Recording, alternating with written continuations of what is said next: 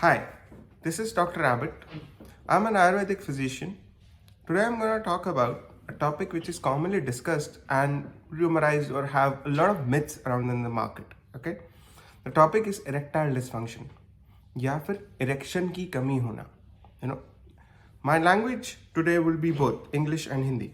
So it becomes easier for my audience to understand. Okay?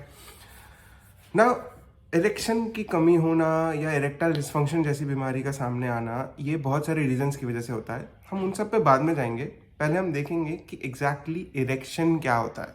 ठीक है, क्योंकि market में ना इसकी बहुत सारी मेडिसिन एडवर्टाइज्ड हैं, बहुत सारे ट्रीटमेंट्स हैं, हर किसी को इसका इलाज पता है, एवरीथिंग इज देयर, बट हर किसी को ये नहीं मालूम कि ये चीज़ होती क्यों है.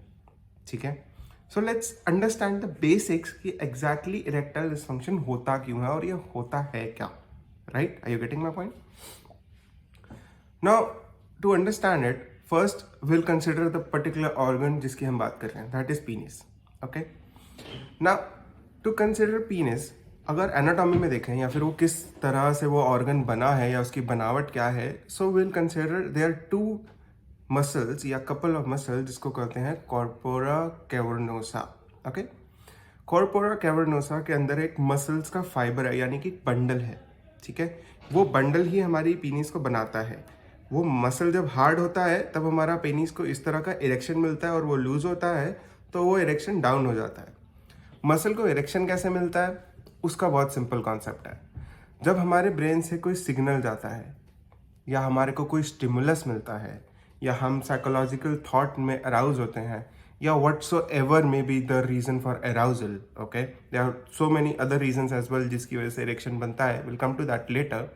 But if in any case erection का स्टिमुलस बॉडी को जब मिलता है तब वो मसल्स जो ऑलरेडी थोड़ा लूज यानी कॉन्ट्रैक्टेड हैं, कॉन्ट्रैक्टेड का मतलब टाइट बनी पड़ी हैं, ठीक है, वो एकदम से लूज होने लगती हैं. सो मसल्स गेट लूज और दे रिलीज देमसेल्व्स. ओके, सो ये रिलीज होने की वजह से जो ब्लड फ्लो होता है दैट ब्रश पास और वो बहुत स्पीड से उन मसल्स के लूज एरियाज के अंदर ब्लड इंक्रीज होता है, यानी कि ब्लड फ्लो बढ़ता है.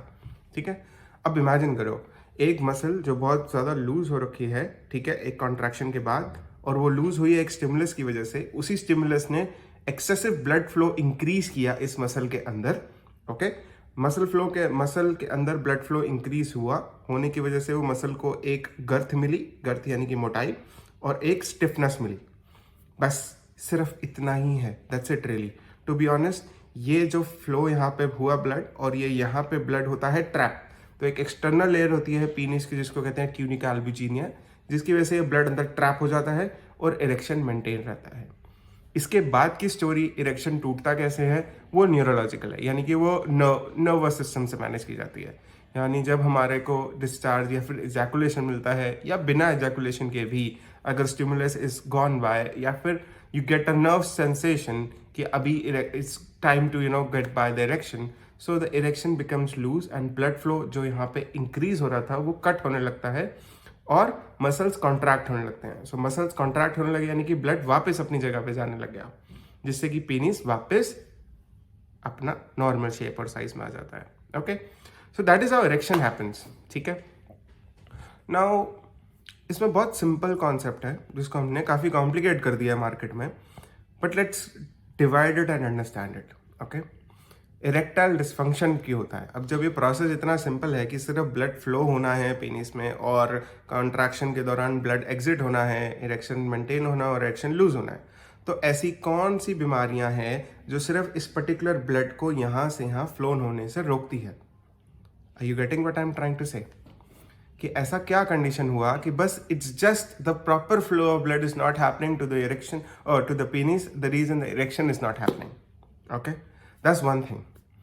Now let's understand what exactly happens when the blood doesn't flow to your penile region and the erection doesn't take place, which we term as erectile dysfunction. Okay?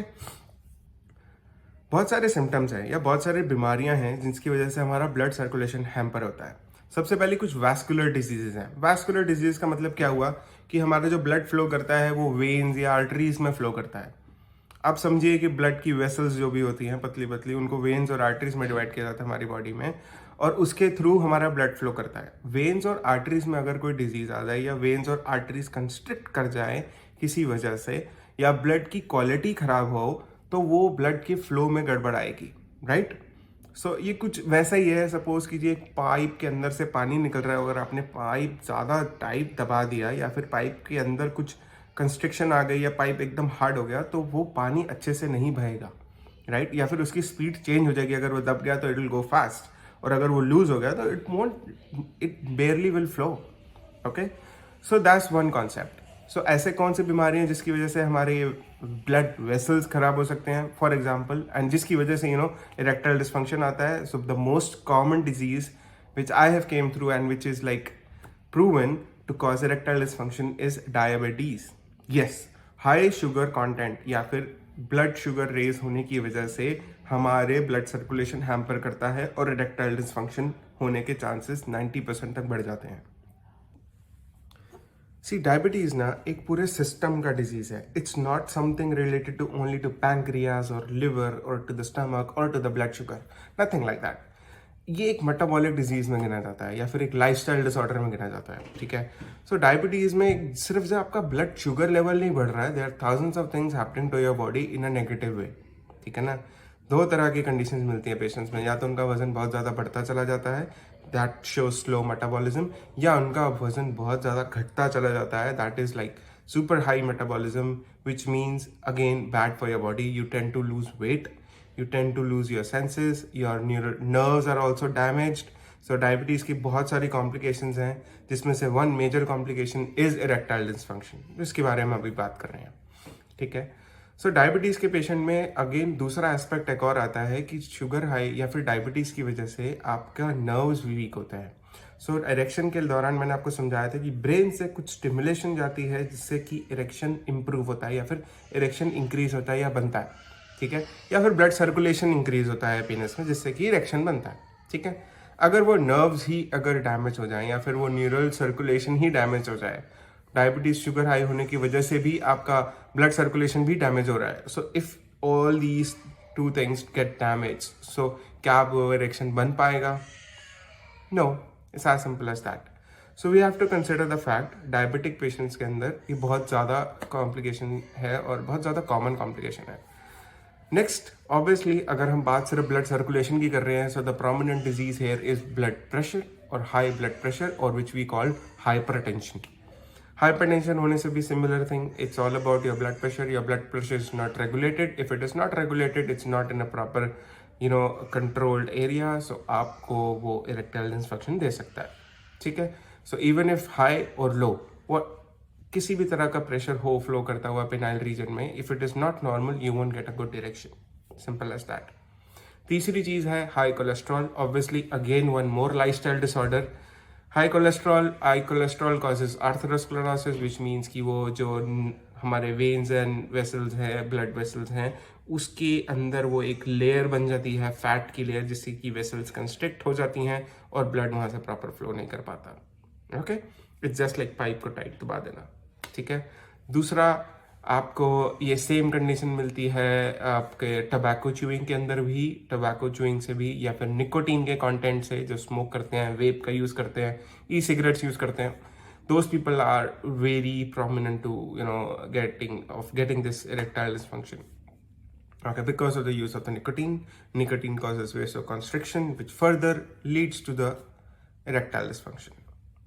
Now this is one aspect कि ये क्यों होता है, these are lifestyle disorders जिसकी वजह से ये होता है। there are other aspect, those are psychological aspect कि किस वजह से ये बीमारी उठती है। we must have heard of the fact कि yes, anxiety, stress, depression या फिर किसी तरह का साइकोलॉजिकल ट्रॉमा, इस वजह से भी इरेक्टाइल डिस्फंक्शन बहुत कॉमन है। Again going back to the theory, पहले एक स्टिमुलस उठा, फिर ब्लड सर्कुलेशन इंक्रीज हुआ, मसल्स कॉन्ट्रैक्ट हुई, रिलीज हुई, और अंदर ब्लड फ्लो इंक्रीज हुआ, तभी इरेक्शन बना।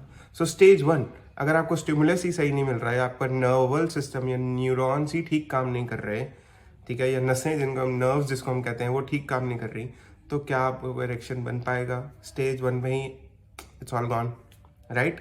So yes, what happens in anxiety, depression, or in such patients is they're not able to control their thought or not able to get the stimulus properly, and the body is evenly not able to function with the nature, okay, or with what exactly is needed is not able, the body is not able to deliver, okay.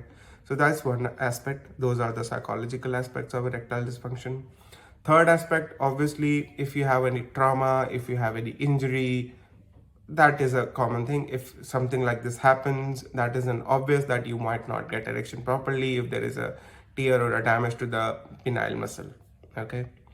And the fourth thing is there are few side effects of many medicines which causes to, leads to the erectile dysfunction. For example, if any patient is having those pills, those sleeping pills, or any anti-epileptic pills, or any neurological condition he is going through and is having those medications, he is more prone to, getting erectile dysfunction as a side effect of the treatment, okay. These are the main symptoms या फिर main reasons why the erectile dysfunction happens, okay. अब market में क्या चल रहा है, that is pretty funny, okay. Why I call it funny, because अभी मैंने आपको नियरली 5 कंडीशंस ऐसी बताई जिसकी वजह से इरेक्टाइल डिस्फंक्शन हो सकता है. 5 कंडीशन लाइफस्टाइल डिसऑर्डर से रिलेटेड है. 5 लाइफस्टाइल डिसऑर्डर्स हैं एक तरह से, yes, with a few exceptions, okay. अब इन 5 बीमारियों का या 5 कंडीशंस की वजह से इरेक्टाइल डिस्फंक्शन हो रहा है, यानी कि इरेक्टाइल डिस्फंक्शन अपने आप में कोई बीमारी नहीं है. It is just a condition which is happening because of these 5 diseases, right. Now, whatever these 5 conditions are, keep it separate. Whatever the symptom is, people and the pharmacy and the market around is just focusing on this. Their symptom is erectile dysfunction. Okay, what we need to do, just improve the erection. आप सोचिए, अगर आप इन 5 condition में कहीं ना कहीं land करते हैं या XYZ कोई और कंडीशन भी आपको गुजर रहे हैं जिसकी वजह से आपको इरेक्टाइल डिस्फंक्शन हो रहा है, बट आप सबकी बीमारी का इलाज एक है, Viagra. How is that even possible? This Viagra नाम का मेडिसिन, ये जो मार्केट में वेस्ट एंड ईस्ट हर तरफ इतना फेमस है, what does this do you even know how this even function? Okay, so Viagra क्या करता है, अभी मैंने आपको मैं फिर से रिवाइज कराता रहूंगा आपको बार बार, ताकि आपको समझ आए how the erection takes place. Erection stage 1, stimulation मिला बॉडी को, neural stimulation. Stage 2, blood circulation improve हुआ. स्टेज 3, वो ब्लड सर्कुलेशन वहां पे लॉक हो गया जिसकी वजह से इरेक्शन इंप्रूव हुआ. अभी लॉक वाली स्टेज पे जाते हैं कि ब्लड सर्कुलेशन का इंप्रूव हो गया, इरेक्शन बन गया. अब वाइग्रा इसके बाद काम करता है. इरेक्शन बन जाने के बाद जो नर्व उस इरेक्शन को लूज करती है या फिर वो इरेक्शन को होल्ड डाउन करती है, वो वाइग्रा वहां पे वो कट डाउन कर देता है, जिसकी वजह से आपका ब्लड सर्कुलेशन यहाँ पे कंटिन्यूस चलता रहता है. एंड टू बी ऑनेस्ट, मैंने ऐसे भी केसेस सुने हैं जहाँ पे इरेक्शन 2-2 घंटे तक पेशेंट का कंट्रोल हुआ है, just because of using Viagra, which is horrible, which is unsafe and which is deadly. अगर आपको इरेक्शन 1 या 1.5 घंटे से ज्यादा भी हो रहा है, that means you need to see your the nearest doctor or the emergency hospital as soon as possible, because your body is not able to control that high level of pressure, okay, and it is a very fatal condition. ये बात आपके heart तक भी जा सकती है. हमारी body में एक ऑर्गन है which is responsible for our pumping of blood, that is the heart, okay. So जब आप ब्लड सर्कुलेशन से छेड़छाड़ करते हैं वैग्रा जैसा मेडिसिन खा के, तब आप ब्लड सर्कुलेशन और हार्ट दोनों के साथ छेड़छाड़ कर रहे हैं. और ब्रेन भी हमारे ब्लड सर्कुलेशन से चलता है. If there is a good blood circulation, good oxygen, good nourishment, everything works in a good proper manner. अगर ब्लड सर्कुलेशन इंक्रीज हो जाना हमारी बॉडी में, सो फर्स्ट ऑफ ऑल छाती पे भारीपन फील करते हैं कई पेशेंट्स वाइग्रा खाने के बाद, सिर में दर्द फील करते हैं, शरीर का टूटना या दबना फील करते हैं. ये बहुत कॉमन साइड इफेक्ट्स हैं वाइग्रा खाने के. And long term side effect, obviously you will be addicted to that pill. अगर ये सिस्टम आप बॉडी का ब्रेक कर रहे हैं कि yes okay I will eat Viagra, I will get an erection, उसके बाद it's just I will block the pathway which releases the erection so that I get erection for a longer duration of time. But अगर ये body को आदत पड़ गया इस तरह की मेडिसिन का या इस तरह की कंडीशन का, it will not release your erection naturally and you will obviously need a pill to get a erection, okay. So इसका डेडली साइड इफेक्ट क्या है? हार्ट अटैक होना. यस, वाइग्रा खाने से हार्ट अटैक होने के चांसेस बढ़ जाते हैं. ब्लड प्रेशर की बीमारी लग जाना. आप एक पिल तो खा रहे हैं वाइग्रा की, that will only effect for a couple of minutes और बट उसके बाद आपको ब्लड प्रेशर का बीमारी होना बहुत ज़्यादा कॉमन हो सकता है, okay, because you are playing with the blood pressure of your body which is use to get normal at a normal pace अपने आप naturally, but you are altering that pace, okay. Third, yes, liver diseases होने के chances आपको बढ़ सकते हैं because the blood circulated is from heart coming down to the liver where the most of the circulation takes place, or the blood filtration also takes place, okay. Fourth, you may feel nausea and you may feel headache, you may feel vomiting like symptoms.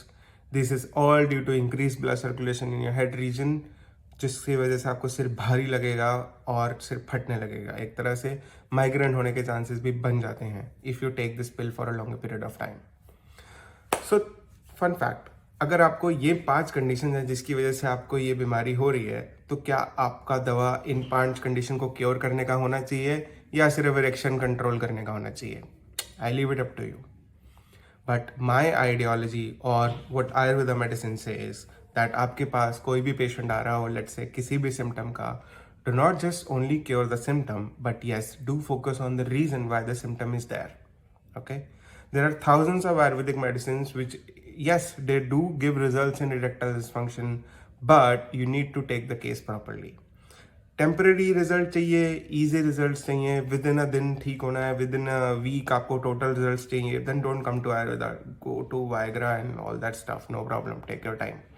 जिस बीमारी को बनाने में आपने 8-10 साल लगाए हैं, जितना शुगर खाया है या कोलेस्ट्रॉल वाला डाइट कंज्यूम किया है या whatever the condition is, उस बीमारी को जाने में भी टाइम लगेगा. Your body needs to adapt a condition. आपको एक आदत डेवलप करने में 21 से 25 दिन लगते हैं. दैट्स व्हाट वी है नेचुरली, राइट. सुबह 5 बजे उठने को बोलूँ तो you can't wake up like immediately tomorrow itself. You have to develop a habit of it. The same way Ayurveda is a habit which you need to develop over a period of time. It's not something आज दवा खाया और कल से you are completely Ayurvedic. It's not like that, okay. You have to have some patience. So that's how it does, that's how it works. आप Ayurvedic treatment अगर लेना चाहते हैं, so you can consult me anytime, or you can consult any Ayurvedic physician near you, near your place, okay. And the treatment protocol is very simple. First we'll diagnose you, आपका पूरा pattern बनाएंगे, उसके बाद आपका जो भी treatment बनता है उस आपकी कंडीशन को ध्यान में रखते हुए दिया जाएगा, okay. So yeah, it's a one-on-one pattern where we understand your body and treat you accordingly. That was all for erectile dysfunction. There are multiple home remedies and all, everything to it, but there's no point in giving you any home remedy or any other stuff. You may be different, having a different kind of symptom, having different kind of condition, I don't know. And it won't be, feasible, or it won't be valid enough for me to give you any suggestion. So for anything, you can consult me, you can reach me out. My details are there in the description region. You can find me. Thank you. Myself, Dr. Vinayak Abbott. Thank you so much for watching.